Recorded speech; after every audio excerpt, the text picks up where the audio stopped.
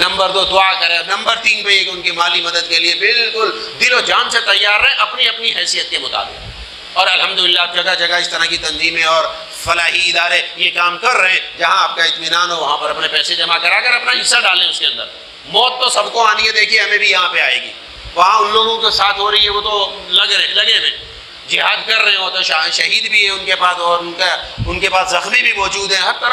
तरह के लोग वहाँ पर मौजूद हैं। मौत तो आ जानी है, यहाँ पर भी आएगी, तो कम अज़ कम अपना हिस्सा तो डालें। हज़रत यूसुफ़ अलैहिस्सलाम को खरीदने के लिए एक बूढ़ी भी आ गई थी, बुढ़िया औरत आई थी, ज़रा से मामूली सा सिक्का लेकर, उसको लोग धक्के दे रहे थे कि तू यहाँ क्या लेने आई है। कहा मुझे पता है कि मैं इस पैसे से यूसुफ को नहीं खरीद सकती, लेकिन क़यामत वाले दिन यूसुफ के ख़रीदारों में तो मेरा नाम होगा,